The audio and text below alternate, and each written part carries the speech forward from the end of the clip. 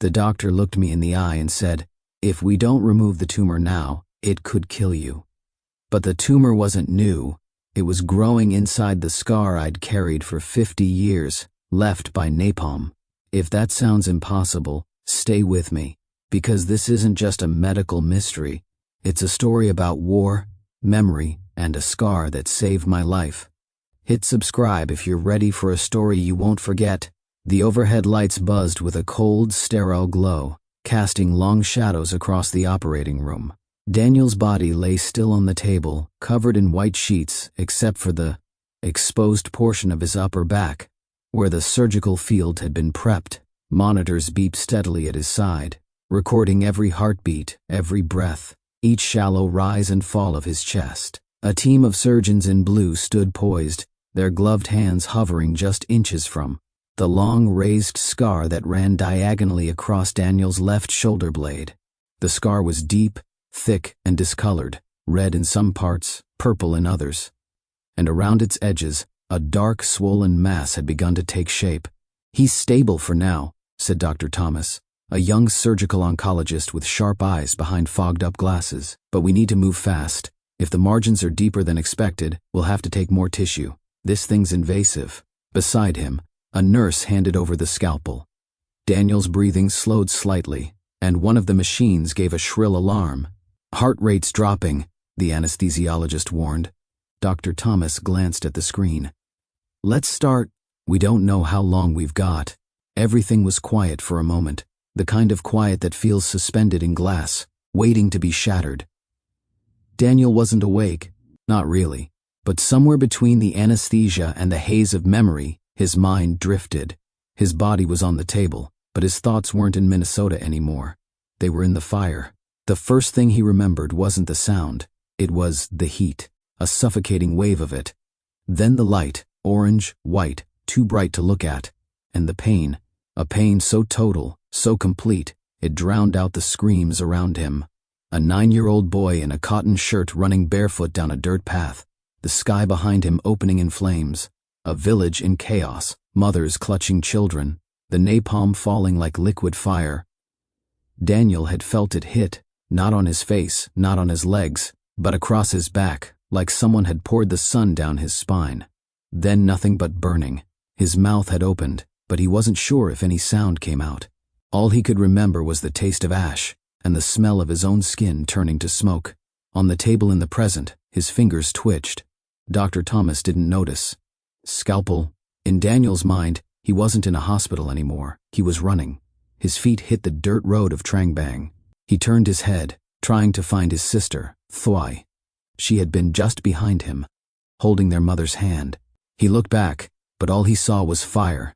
And then, a hand, a woman's hand, not his mother's, rougher, stronger, pulling him out of the smoke, wrapping a wet cloth over his head, lifting him somehow despite the weight. A voice, soft but firm, in Vietnamese, "It's okay, Con. You're alive. You're alive."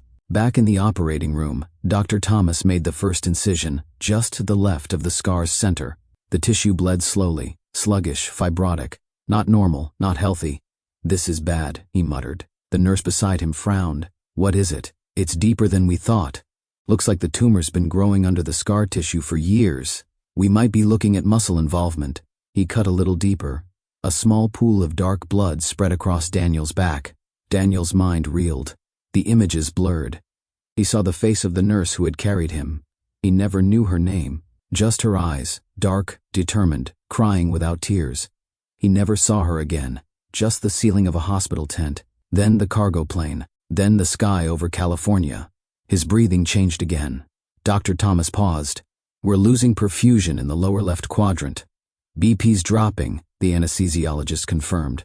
"Push 2 units of saline. Get me suction." They moved faster now, and still, Daniel's memories spun like a reel of film. Smoke, screams, fire, water, the roar of plane engines, the silence of an unfamiliar land. America, a place that promised safety, but never promised forgetting. He remembered his first winter. Snow, the way it bit into his skin and made the scar ache like it was burning all over again. In the OR, Dr. Thomas reached the edge of the mass. It was hard, unyielding. like stone under flesh. "Here it is," he said. "Tumor margins start here. We'll need a wide excision." The nurse passed a fresh retractor. The tissue gave way, reluctantly. Underneath, muscle showed signs of degradation. But oddly, the tumor hadn't spread as widely as expected.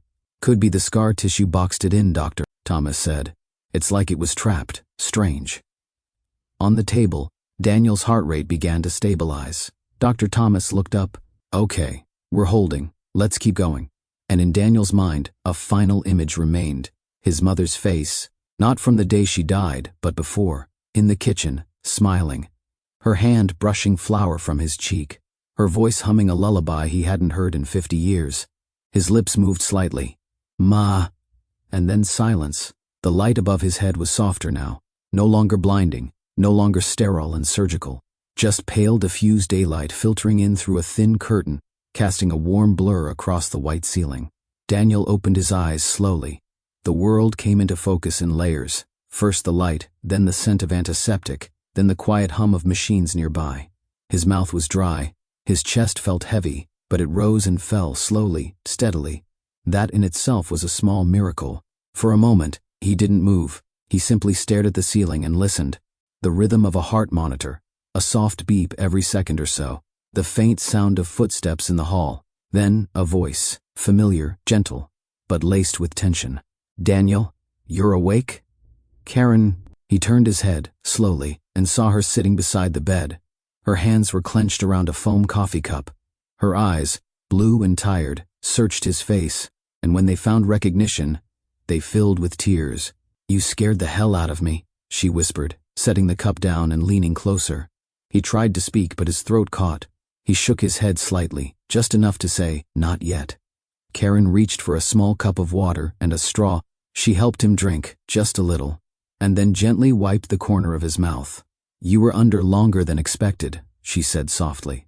"There were some complications, but you made it through. You're okay." Daniel blinked slowly. His muscles ached in places he didn't even know had been touched. But most of all, he could feel the tight pull of gauze and dressing across his upper back and shoulder. That part of him felt foreign now, stripped, violated, repaired. He closed his eyes again and let himself feel the weight of survival. After a long moment, he opened them again. Karen was still there, her fingers now resting lightly over his hand. "You want to know what the doctor said?" she asked, her voice tentative. He nodded. She took a breath. "They got it out. The tumor. All of it, they believe.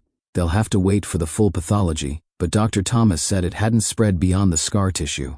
"Can you believe that?" He said the scarring might have contained it, like a wall. Daniel frowned, confused. The scar, the thing he had hated, hidden, resented, had somehow protected him. It didn't make sense. Nothing about this made sense. Karen leaned closer. He said it was like the tissue had sealed around it. "It's rare." They were shocked. "Honestly, I think even the doctor doesn't fully understand why it didn't spread." Daniel didn't speak. Not yet. He needed time to process, time to remember. Later that day, when Karen stepped out to call their son, Daniel lay alone in the quiet room, looking out the window. A soft snow was falling, just beginning to stick to the bare branches outside. It reminded him of the first winter he had spent in America. He had been 10, just out of the burn unit, in a foster home in rural Illinois.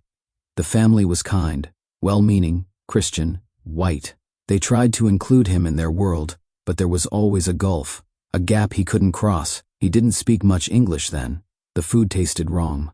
The air was dry and cruel, and when he first saw snow, he thought it was ash. He had screamed, run outside barefoot, shouting for his mother. The cold had burned worse than the napalm. It wasn't until someone wrapped him in a blanket and whispered, "It's just snow, sweetheart," that he realized the war hadn't followed him, not exactly. It had only followed him inside. After that, he stopped talking for a while. Over the years, he learned how to disappear. Not physically. He had a job, friends, a life, but emotionally. He kept conversations shallow. He wore long-sleeved shirts, even in summer. When someone asked about the scar, he said it was a childhood accident and changed the subject. He had married Karen in his 30s. She knew parts of his story, but never the full truth. He had never wanted to burden her. She was light, warmth, healing. He didn't want her to see the shadow living in his skin. Now here he was, 60 years old, lying in a hospital bed with part of that shadow literally cut from his body. He looked down at his hands. They trembled slightly, not from pain, from something deeper. He was tired of disappearing. When Karen came back into the room, he met her eyes and spoke for the first time since waking. "I want to tell you everything." Her face softened. She nodded, sat down and waited, and for the first time in decades, Daniel let the words out. Slowly, quietly, in a voice still thick with sleep and age, but steady. He spoke of his village, his mother, his sister, the fire, the nurse who pulled him from the rubble, the weeks in the burn unit, the trip to America, the loneliness, the anger, the silence. Karen didn't interrupt. She just listened, and when he paused, when his voice broke, she reached for his hand again and held on tight. Outside, the snow kept falling, silent and slow. Inside, for the first time in a long, long while, Daniel began to thaw. The house smelled like lemons and wood polish when Daniel returned. Karen had spent the morning cleaning, even though he told her not to, but she always cleaned when she was worried, wiping counters like she could scrub the uncertainty away. Still, he appreciated it. There was something comforting about coming back to a space that felt familiar, safe. She helped him out of the car and up the front steps. His shoulder was stiff, the stitches pulled slightly with each movement, but the pain was tolerable, manageable. Compared to what he'd been through, it was almost nothing. The living room looked exactly as he had left it. Soft green armchair near the window, books stacked on the side table, an old clock ticking quietly on the wall. But something felt different now. The air carried a stillness, as if the house itself knew what had changed. Karen guided him to the armchair and helped him sit. He moved carefully, mindful of the dressing on his back. When he settled in, she handed him a cup of tea. Chamomile, his favorite. "You okay?" she asked. He nodded slowly. "Just tired." She kissed his forehead and stepped back.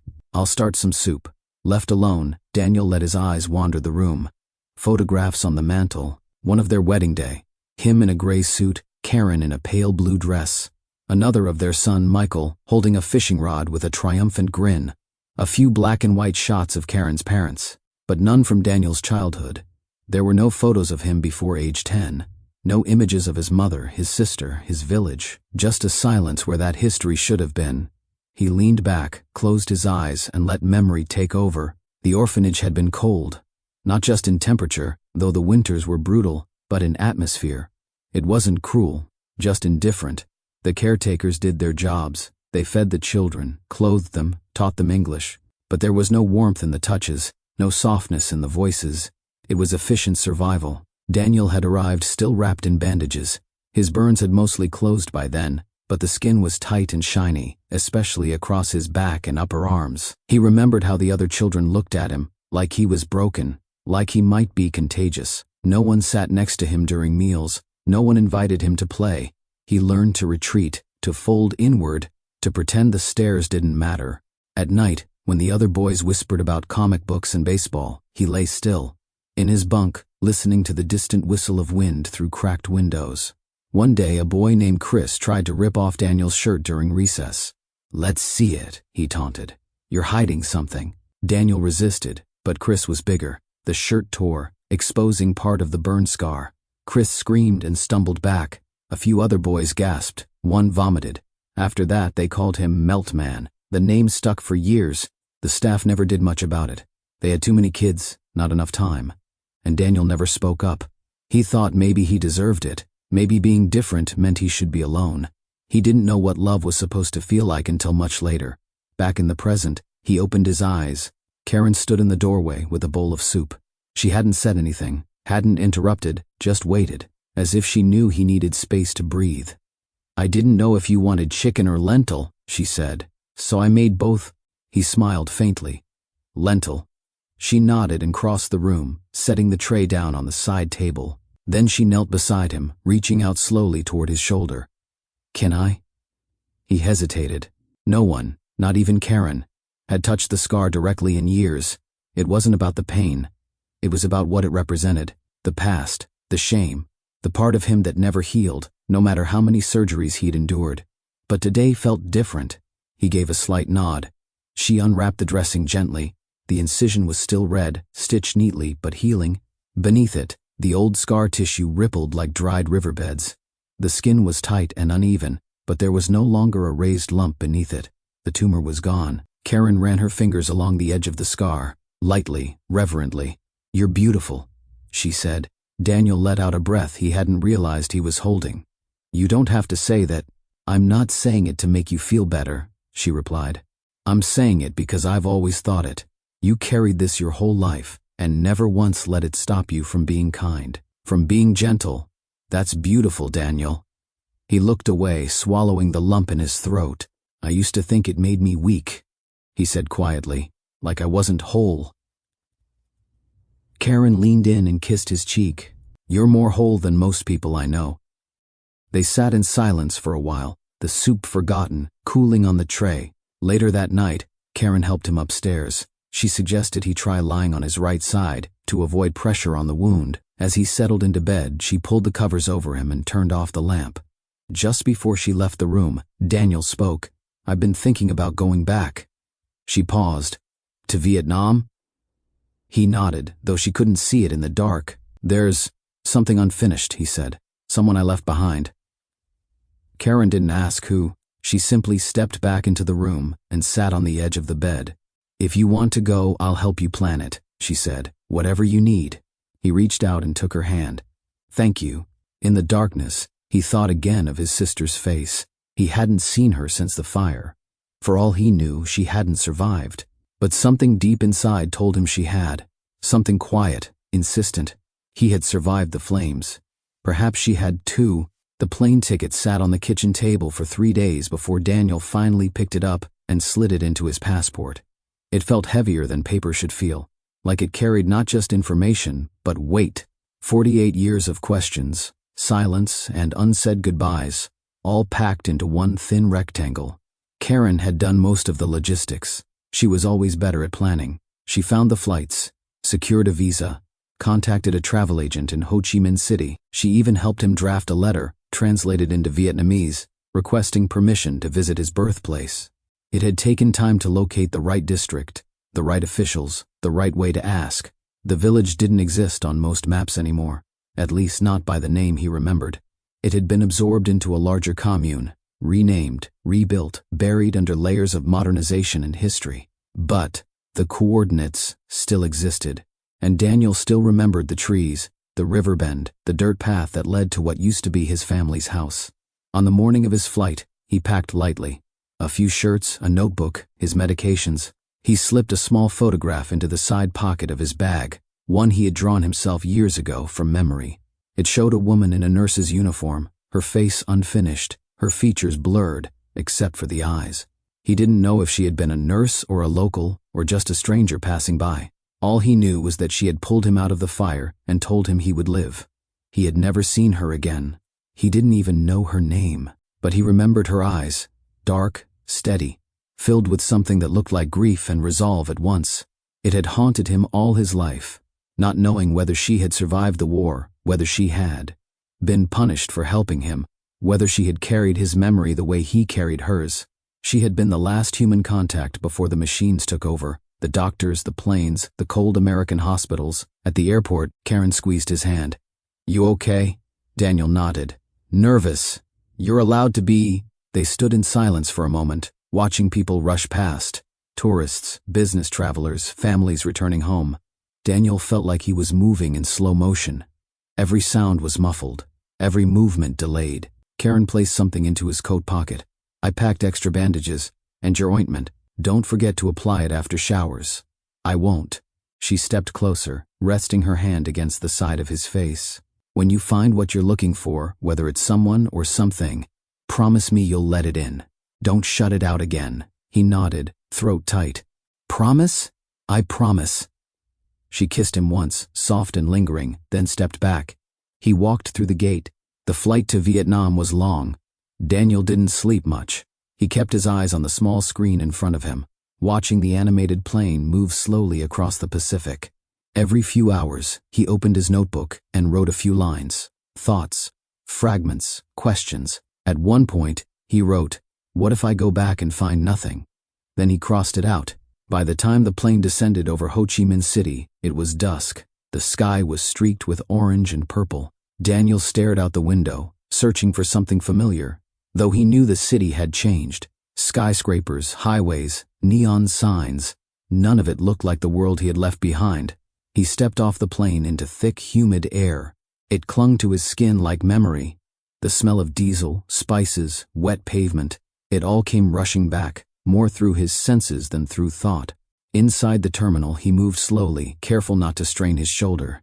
People bustled around him, speaking rapid Vietnamese. He caught phrases he remembered, some he hadn't heard since childhood. It was like listening through a wall of water, distant but familiar. A driver held a sign with his name, Mr. Daniel Nguyen. They drove in silence.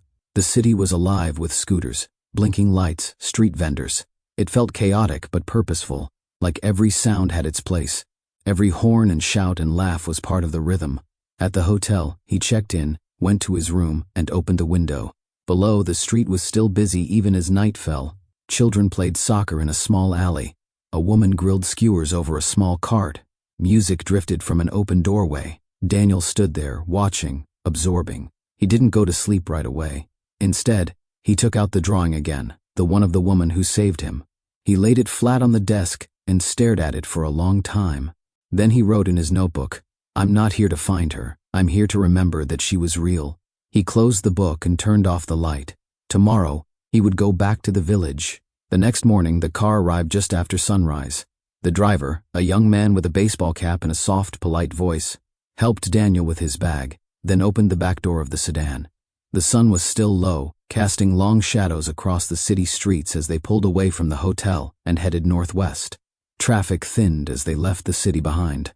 Skyscrapers gave way to low buildings, then rice paddies, then patches of trees. Daniel watched the landscape shift, blinking slowly, unsure of what he hoped to recognize. Trang Bang was no longer a war-torn village. It was a town now, modest but developed. There were schools, small cafes, a hospital. Paved roads curved gently through neighborhoods where children rode bikes and elders sat beneath trees sipping tea. But the rhythm felt familiar, slower, steadier, like time had taken a breath here and held it. The driver pulled up in front of a narrow house, painted pale blue. "This is the address you asked for," he said in Vietnamese. "The local official arranged for someone to meet you." Daniel nodded, heart heavy in his chest. He stepped out slowly, adjusting to the heat and light. His back ached from the long drive, but he barely noticed it. Every nerve in his body was tuned to something deeper, memory, fear, hope. A small gate creaked open. A woman emerged, thin, gray-haired, wrapped in a simple floral al-baba. She looked to be in her 70s, her face weathered but strong. Her eyes scanned him for a long moment before she spoke. "Daniel?" Her voice was soft. The name fell from her lips like something pulled from a dream. He froze. "Yes," he said, "I'm Daniel." She took a step forward, her eyes brimming. "I thought you were dead." His heart stopped. "Thigh?" She nodded, a hand covering her mouth. And just like that, time collapsed. They didn't run to each other. They weren't children anymore. But they moved forward, slowly, then all at once, and embraced. Her arms wrapped around him tightly, her head resting against his shoulder as tears slid down both their faces. "I looked for you," he whispered. "They told me no one else survived." "I looked for you too," she said. "For years, but your name was never on any lists. I thought maybe they buried you without a name." They stood like that for minutes, unmoving, just breathing each other in, as if to confirm they were real. Eventually she led him inside. The house was small but clean, filled with light and the scent of jasmine tea. Photographs lined the walls, most of them faded, some black and white. In the corner sat a wooden altar with incense sticks and a bowl of fruit. Daniel recognized their parents' faces in the framed portraits, both smiling faintly through the dust of time. They sat at a low table. She poured tea with hands that trembled slightly. "You've aged well," she said with a smile. "You've aged better." They laughed, quietly, like they were afraid of waking something old. "What happened to you?" he asked. She told him. After the explosion, she had been pulled from the debris by a neighbor. Their mother was already gone. Thuy had burns on her legs, a broken arm, but she survived. She spent months in a field hospital, then was taken in by a distant cousin who raised her. She tried to find Daniel, checked hospitals, orphanages, asked every official she could find, but there were too many orphans, too much chaos. His name had been Americanized. The trail went cold. I never stopped wondering, she said. Even after I got married, had children, I always wondered if you were still alive, if someone saved you. Daniel looked down into his tea. Someone did. She tilted her head. Who? He hesitated. I never knew her name. A woman, maybe a nurse. She pulled me out of the fire, covered my face, told me I was alive. I remember her eyes. He reached into his bag and pulled out the drawing, the one he had sketched over and over through the years. He laid it gently on the table. Tui looked at it. Her hand flew to her chest. That wasn't a nurse, she said softly. That was me. Daniel blinked. What? I pulled you out. You were screaming. You were on fire. I didn't know what to do. I found a wet blanket in the house, wrapped it around you.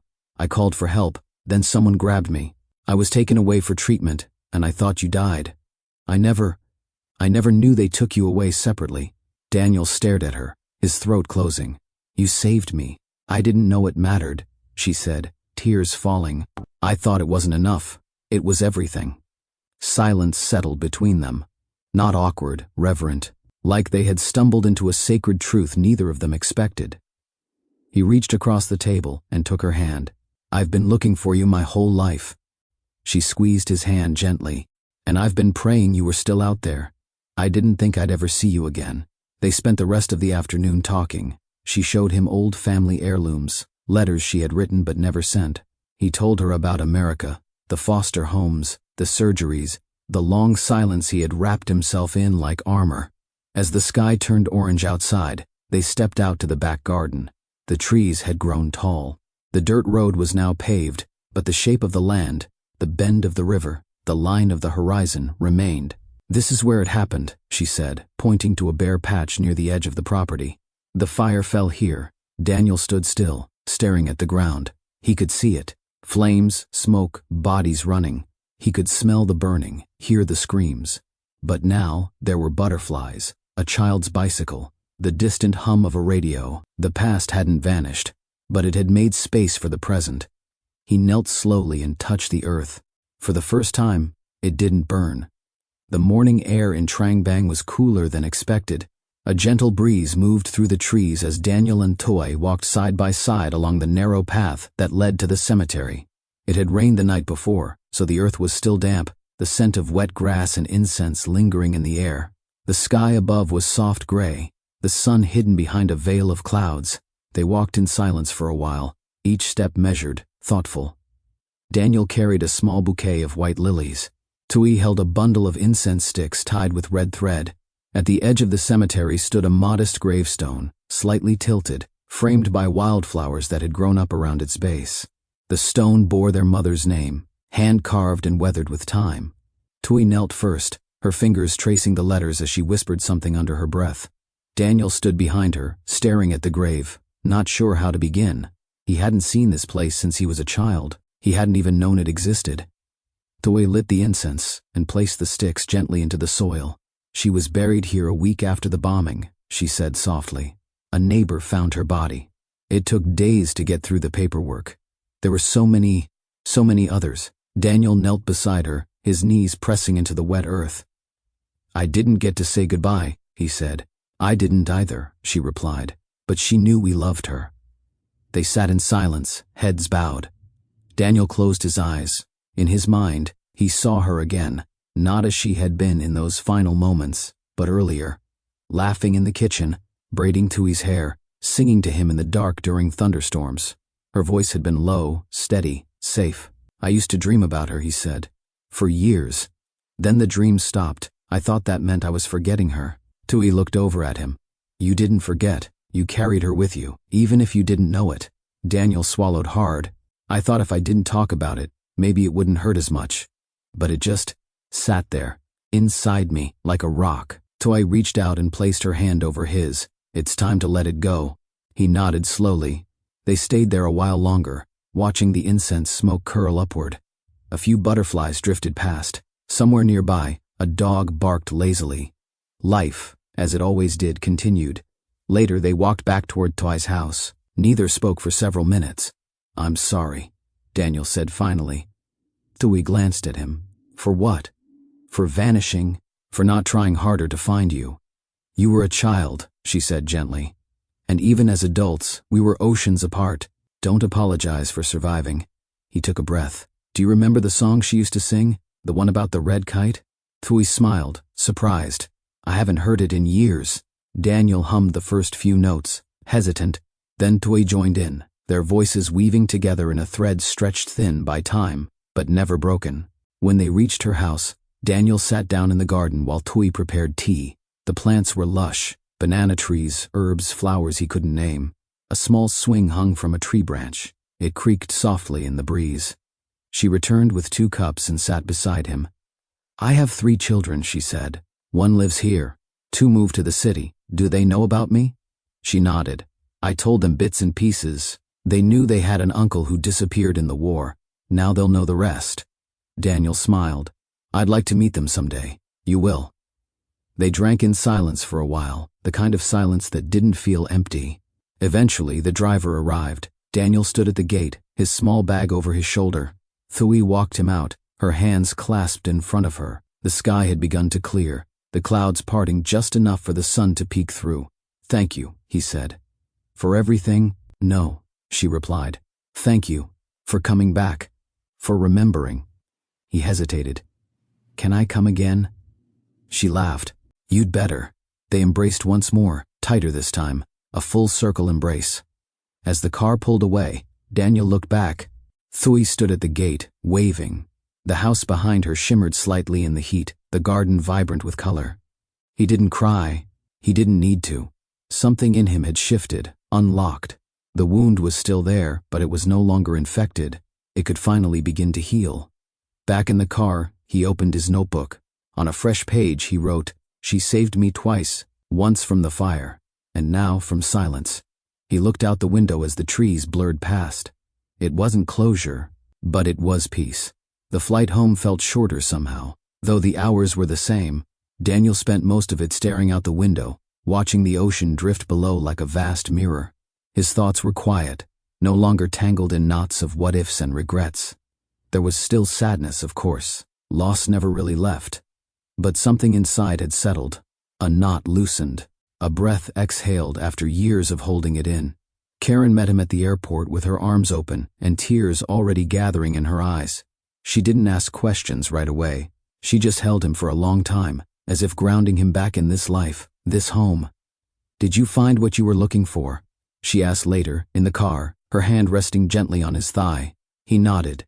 And more. She smiled softly. You look different. I feel different.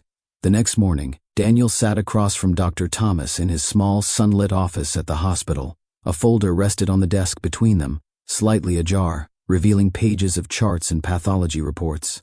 Thomas leaned back in his chair, eyes scanning Daniel's face.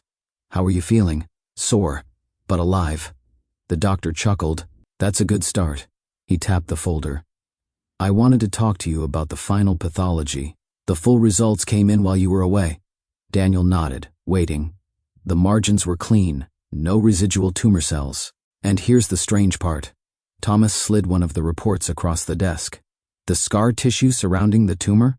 It was unusually dense, thicker than typical post-burn keloids. Structurally, it acted like a biological wall, a barrier. Daniel frowned. A wall? Yes, it's rare, but not impossible. In your case, it may have prevented the carcinoma from spreading to the surrounding tissue, like it was boxed in. Daniel looked down at the report. Though he couldn't read the technical language, he didn't need to. The meaning was clear. The thing I hated most about my body, he said slowly, might have saved my life. Dr. Thomas nodded. That's the irony of biology. Sometimes, the scar is the shield. Daniel left the hospital in a daze. The sun was bright overhead, the parking lot buzzing with life. Cars, pulling in, people coming and going, each carrying their own story. He sat in the car for a while before starting the engine, one hand resting on the steering wheel, the other over his shoulder, gently tracing the edge of the bandage beneath his shirt. That night, he sat at the kitchen table with a blank notebook in front of him. Karen had gone to bed early, trusting that whatever was keeping him up belonged to him alone. He opened the notebook and wrote at the top of the first page, My name is Daniel Nguyen. I was born in a village that no longer exists. I survived a war, a fire, and myself." He paused. Then he kept writing. He wrote about the sky the day the bombs fell, about the heat that devoured the air, about the nurse who wasn't a nurse, about the years of silence that followed, the shame of a body that didn't look like everyone else's. He wrote about hiding, about building a life from broken pieces, about Karen, about the moment he saw his sister again and realized he wasn't the only one who had been carrying ghosts. The pages filled quickly, his handwriting uneven but certain. He didn't edit. He didn't stop to judge the sentences. He just let it come, like exhaling a breath that had been trapped since 1972. Sometime after midnight, he closed the notebook, his hand cramping. He felt lighter. In the days that followed, Daniel continued to write.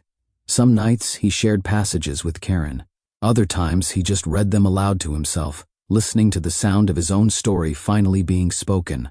A week later, his son Michael came to visit. They sat in the backyard under the maple tree. The late afternoon sun dappled across the grass.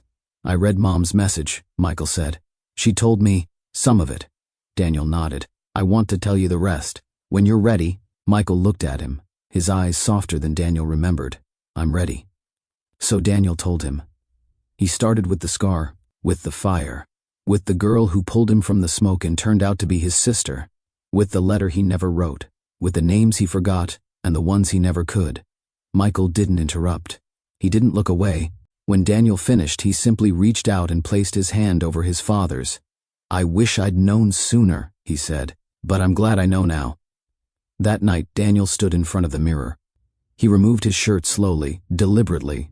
The scar was still there, long, raised, jagged, but it no longer felt like something to hide. It wasn't a wound. It was a witness, a map of pain, yes, but also of survival. He smiled. Then he turned off the light and went to bed. The auditorium was smaller than he expected. Modest, a community center attached to a local high school, with folding chairs lined up, in neat rows, and a simple wooden stage, raised just 2 feet above the floor. There was no spotlight, no grand backdrop, just a microphone, a podium, and the soft murmur of voices as people filtered in. Daniel stood backstage, adjusting the cuffs of his shirt, though it wasn't nerves about public speaking that made his hands shake. He had spoken to people before, small groups, his co-workers, even the occasional interview. But never like this, never with the intention of telling the full story, never with the scar exposed. He glanced at the crowd from behind the curtain. A mix of students, teachers, local veterans, and community members sat chatting quietly. In the back row, Karen sat with her hands folded in her lap, watching the stage with quiet focus. She had been the one to encourage him to accept the invitation. "Someone needs to hear this," she had said. "Not just for you, for them." The principal stepped up to the mic, clearing his throat. "Today, we're honored to welcome a guest speaker who survived one of the darkest chapters of modern history, a man whose life is a living testimony to what war leaves behind and what healing can look like. Please welcome Daniel Nguyen." The room applauded politely as Daniel stepped out from the shadows. He didn't go to the podium. He walked slowly to the center of the stage, letting the silence settle. He looked out across the faces, young, old, curious, distant. He took a breath. "My name is Daniel," he began, his voice calm, steady. "I was born in Vietnam, in a village that no longer exists on most maps. In 1972, when I was 9 years old, my home was bombed with napalm. That day changed everything, not just for me, but for my country, my family, my future." He paused, letting the words land. "I lost my mother that day. I thought I lost my sister too. I lost the feeling in half my back. I lost my name for a while, and the language I spoke. I was brought to America. I was given new clothes, new papers, new parents. I learned English. I learned how to fit in, but I never stopped carrying that day with me." He unbuttoned his cuffs, slowly rolling up one sleeve, then the other. He reached for the top button of his shirt and undid it. The audience watched in silence. With deliberate motion, Daniel removed the shirt completely and folded it over one arm. Gasps. Some students looked away, others leaned forward. Across his upper back and shoulder was a mass of scar tissue, twisted, ridged, uneven, but beneath the harsh texture was something oddly beautiful. The way the light hit the raised skin, the way the edges formed like rivers converging. It was more than a wound, it was a map. "This is what napalm does," he said simply. "And for decades, I thought this made me broken. I wore long sleeves every day. I avoided mirrors. I avoided questions. I avoided myself." A pause. "But not anymore." He looked at the crowd. Really looked. He let them see him. This scar used to be a source of shame, but it also became something else. It protected me. When cancer tried to grow inside me, this scar, this ugly, imperfect tissue, kept it from spreading. The very thing I hated most ended up saving my life. Murmurs rippled through the crowd. Daniel smiled. "I'm not telling you this for sympathy. I'm telling you because we all have scars. Some on our skin, some beneath it, and most of us spend our lives trying to hide them." He let the silence stretch, his words hanging in the air. "But maybe we're not supposed to hide them. Maybe we're supposed to show them, so others know they're not alone." He stepped back, lifting his folded shirt but not putting it on yet. "Scars are not signs of weakness. They are signs of survival, of resilience, of healing in motion." He scanned the room one last time. "My name is Daniel Nguyen. I am a living scar, and I'm proud of it." The room erupted into applause, hesitant at first, then stronger, fuller. A few people stood. Karen remained seated, her eyes glistening, her lips pressed together in a proud smile. Afterward, people came up to speak with him. A teacher who had lost her brother in the war, a veteran who hadn't talked about Vietnam in 30 years, a teenager with burn scars on his arm who said, "I thought I was the only one." Daniel stayed until the chairs were stacked and the lights dimmed. That night, back at home, he placed his shirt in the laundry basket, then went to the bathroom mirror. He turned, looked over his shoulder, and studied the scar once again. He didn't see disfigurement. He saw a story, and he knew now that he would keep telling it until his voice gave out or until no one needed to hear it anymore. You're still here, still listening. That alone means something. Maybe you didn't know what you were signing up for when you pressed play. Maybe you were curious, or bored, or looking for something to pass the time. But if you've made it this far, I believe it's because you too have carried something. A scar, a silence, a story. Maybe it's not from war. Maybe it's not something you can see in the mirror. But it's there, a weight you've learned to balance, a memory that never quite leaves. Let me tell you this, what I've learned after 6 decades of running from, and finally returning to my past, you don't have to hide it anymore. Scars are not meant to be erased. They're not shameful. They're proof. Proof that something tried to destroy you and failed.